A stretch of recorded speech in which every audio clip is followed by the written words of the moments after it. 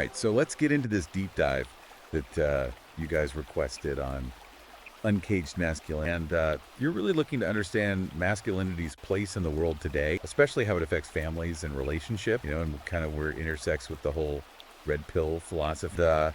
Conrad Riker's book is going to be our guide here. Right. And Yeah. let me tell you. It's a fascinating book. It is. It's packed with some bold statements. It really is bold. I mean, he just jumps right in. He doesn't hold back. No, he does not hold back. He's not afraid to challenge people's assumptions. And that's probably why this book really resonates with certain communities. Exactly. And he doesn't just touch on like the surface level stuff. Right. He goes deep into biology, Yeah. psychology, even evolutionary history to kind of trace how we got to where we are today. Yeah. It's a big picture look at masculine. It really is. And right from the start, he makes this argument that men and women are fundamentally different. And he spends a lot of time like really diving into the biological underpinnings of that. Yeah. He talks about brain structure hormones, how these differences might have evolved over time. Yeah, he even cites those brain studies that show men might excel in spatial reasoning. Oh, right. Which could explain why they historically took on those roles, like hunting, building, and navigation. Yeah. It's like he's making a case that there's like a biological basis for some of these traditional gender roles that we see. And then he takes that even further and connects it to evolutionary psychology. Right. Like he's arguing that men are wired to be protectors and providers.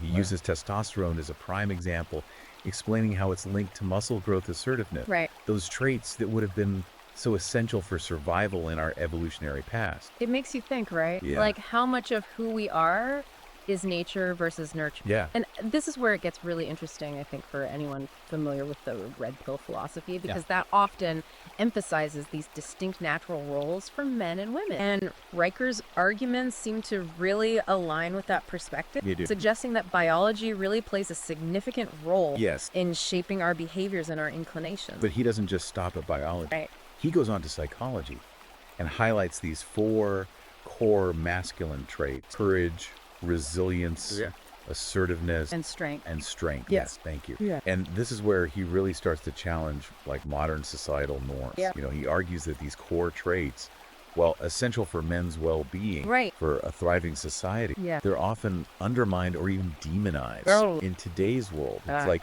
he sees this as a crisis of masculinity, Yes. where men are caught in this double bind, praised for these traits in certain contexts, but then labeled as toxic in others. Exactly, like resilience. Yeah. It's a quality we admire in a soldier. Right. But when a man shows resilience in other areas of life, it's suddenly seen as being stubborn or aggressive. Yeah, it's like society wants men to be strong, Yeah. but not too strong. Right. Assertive, but not too assertive. Exactly. You have to walk this fine line. It's a very fine line. And that ties into his critique of modern definitions of success. Yeah.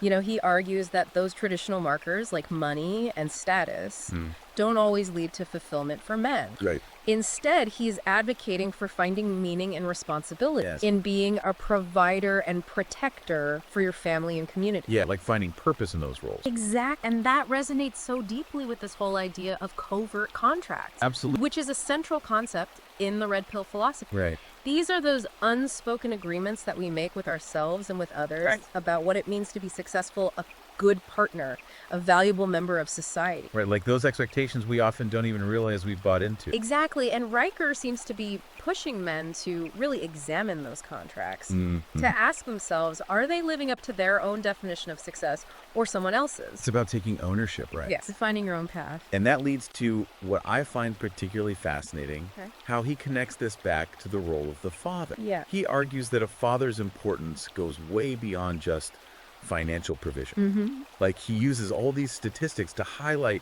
those negative social outcomes that are associated with fatherless homes. Like higher crime rates and poverty. Exactly. It's pretty sobering when you look at the data. It is. And it's not just about the statistics. Right. He shares this really powerful anecdote about Derek. Oh, yeah. This single dad who's working 2 jobs, but still prioritizes spending time with his kid. It's a great example. Yeah, and Riker uses Derek's story to show that fatherhood isn't just about bringing home a paycheck. Right. It's about being present. Yes. Being involved, being that positive male role model. And that presence really makes a difference. It does. It shows that even when you're facing challenges, you can still prioritize being a good father.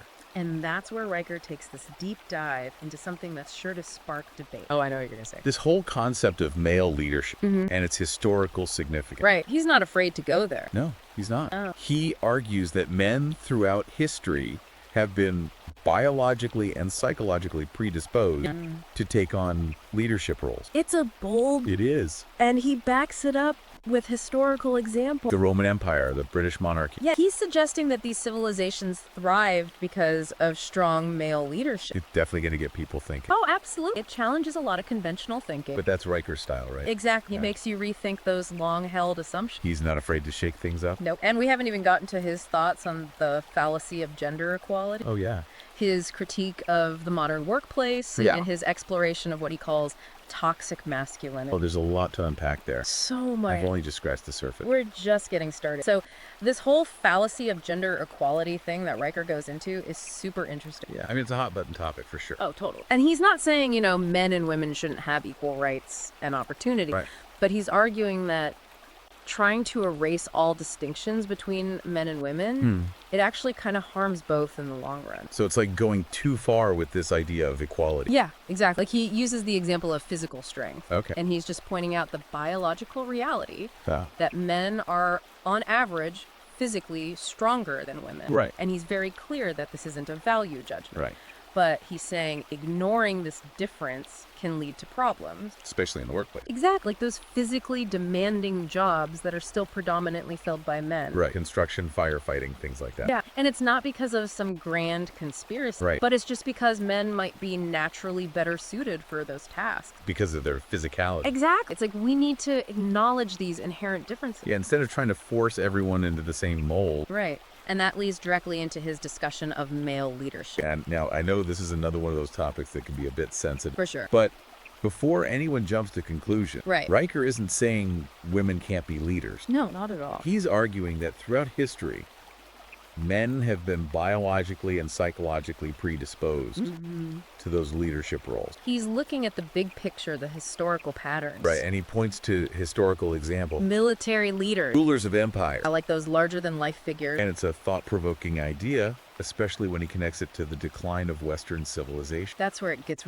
really interesting. He suggests that as men have stepped back from these traditional roles, we've seen a rise in societal instability. And a loss of those core values. It's a perspective that definitely aligns with the red pill philosophy. Oh, absolutely. That emphasis on men stepping up and taking charge. For men looking to redefine their own covert contracts, Riker's argument might really resonate. It's like a call to action. Yeah, to reclaim that sense of leadership. And he doesn't just point out the problems. Right. He offers solution. Okay, so what does he suggest? He encourages men to rediscover and embrace what he calls their true masculine identity. And what does that look like? Well, it's not about becoming some hyper-aggressive, Right. domineering alpha male stereotype. Yeah, that's not what he's advocating for. No, it's about balance. Okay. He even talks about emotional intelligence for men. Interesting. Like being in touch with your emotions Uh-huh. doesn't equate to weakness. Right. In fact, he suggests it can make you a more effective leader. Oh, I like that. He uses the example of Barack Obama, Interesting. who was often seen as both strong and emotionally intelligent. Right. And Riker argues that this balance allowed Obama to connect with people while still commanding respect. So it's not about suppressing your emotions. No, it's about channeling them appropriately. Yeah, like vulnerability can be a strength. Exactly when expressed in the right way. And that ties into another crucial point he makes. The need for men to build strong, supportive relationships with other men. Yeah, that's huge. He argues that modern society often isolates men, which contributes to all these issues like higher rates of depression and suicide among men. It's like we're not supposed to talk about our feelings Exactly. Men are statistically less likely to seek help. for mental health issues. Yeah, and he attributes that to the societal expectation that men should just suppress their emotions and tough it out. Instead of reaching out for support. And he advocates for a radical shift in how we view male friendship. Okay, so what does he propose?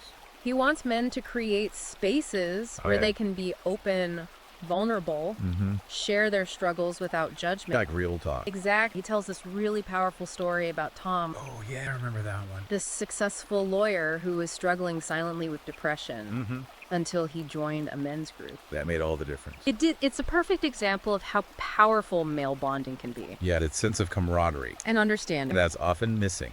in men's lives today. And it aligns with the red pill philosophy's emphasis on brotherhood, Yeah, men supporting each other. having each other's back. And Riker's vision goes beyond just emotional support. Okay. He wants men to help each other practically with things like career advice, financial planning. So it's like a more holistic approach, Exactly. It's like a return to that more traditional sense of community. where men are there for each other. Through thick and thin. Yeah, like a true brotherhood. And he even takes it further, extending the idea of male support to the realm of spirituality. Okay, so how does that fit in? He argues that many religions have traditionally viewed men as leaders and protectors, enforcing those roles that he believes have been challenged in recent years.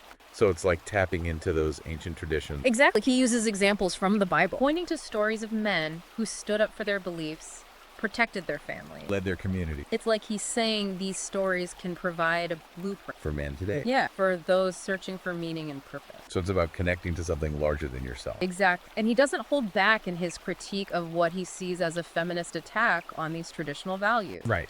He argues that the movement for gender equality often goes too far, trying to erase the distinctions between the sexes and ultimately harming both men and women. So he's advocating for a more balanced approach, Exact one that recognizes and respects the differences between the sexes. while still advocating for equality. Yeah, it's a nuanced perspective. And one that's bound to generate some strong reaction. Oh, for sure. It's a controversial topic. But I think that's what makes Riker's work so compelling. He's not afraid to challenge the status quo And make people think critically. about these really important issues. And then he kind of goes into this whole idea of men as protectors and providers, which is something that's often dismissed or even like ridiculed in today's world. Oh, total. It's like this outdated concept. Right. But Riker argues it's not just some societal construct. Right. It's something that's deeply rooted in our biology and our evolutionary history. Yeah, he even draws parallels to the animal kingdom, Oh, interesting. like where males often take on that protector role. Okay. Think of a lion pride.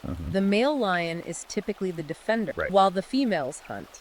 So it's like these roles aren't arbitrary. Exactly. They're based on these inherent strengths and instincts that have developed over millennia. And he argues that men throughout history have been driven to build, defend, and provide for their families and community. And while he acknowledges that women can certainly fulfill these roles too, Right. he suggests that for men, there's this deep-seated biological pull towards them. It's like it's in our DNA. And this leads into his discussion of the decline of the traditional family structure. And he presents some pretty sobering statistics Oh, yeah. about the negative social consequences associated with fatherless homes. Yeah, he links fatherlessness to higher rates of poverty, crime, substance abuse. It's really eye-opening. It is. It suggests that the absence of a strong, positive male role model can have a devastating impact on children, especially boys. It's a stark reminder of how vital that father figure is Absolutely. for a child's development. And the ripple effects that can occur when that role is absent. It affects the whole community, really. It does. And Riker doesn't just point out the problem, though. Right. He offers a solution. Okay, what's the solution? He's calling on men to step up and embrace their responsibilities. Be those protectors and providers. Exactly. To be the men that their families and communities need. And he's not sugarcoating it. No. He acknowledges that this path requires sacrifice, Hard work. putting the needs of others before your own. Yeah, it's not always easy. But he argues that it's ultimately incredibly rewarding. There's that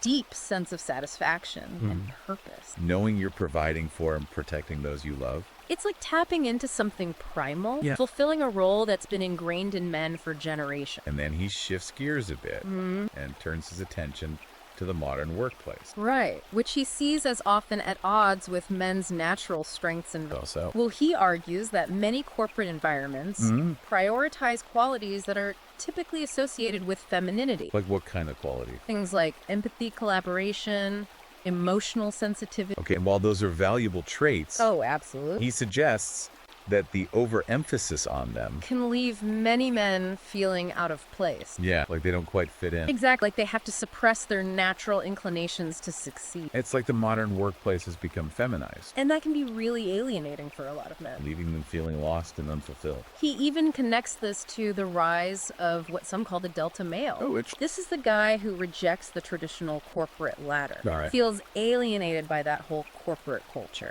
and chooses to forge his own path. Like an entrepreneur or something. Exactly. It's almost like a rebellion against a system that doesn't value traditional masculinity. So what's the solution? Well, Riker argues that instead of trying to force men to conform to a system that doesn't fit them, we need to create work environments that value both masculine and feminine qualities. So it's about finding that balance. Yeah, allowing everyone to thrive and contribute their unique strength. I like that more inclusive approach. Exactly. And that brings us back to Riker's overarching message. Okay. Men need to understand their own nature, or their inherent strengths, and the roles they're biologically and psychologically predisposed to. It's about self-awareness. Exactly. Embracing who you are. He's encouraging men to rediscover their masculinity, not in a toxic or aggressive way, Right. but in a way that's healthy, balanced, and aligned with their true selves. So it's about finding that authentic expression of masculine. Yeah. And he argues that this involves understanding our evolutionary past, challenging those societal expectations that don't serve us, Right. and building strong, supportive communities with other men. So it's a multifaceted approach. It is. He's challenging us to examine our own covert contract, to define success on our own terms, And to step up and lead. with courage, wisdom, and compassion. It's a powerful message. It is one that calls for men to take responsibility for their own lives and to create a world where both men and women can thrive Each embracing their unique strength. and fulfilling their potential. Riker's Uncaged Masculinity is a dense read, It is, packed with challenging ideas and thought-provoking insight. for sure. It's definitely not for everyone. But for those seeking to understand the complexities of masculinity in today's world, particularly for men who are actively working to redefine their own covert contracts, Yes. And navigate the challenges of modern relationships and family dynamic. could be an incredibly valuable resource. Absolutely. If you're interested in diving deeper into these concepts, you can find Uncaged Masculinity on Amazon Kindle and Google Play Books, It's sure to spark some interesting conversation. and might even challenge some long-held beliefs. Until next time, keep questioning, keep exploring, and keep striving to become the best version of yourself.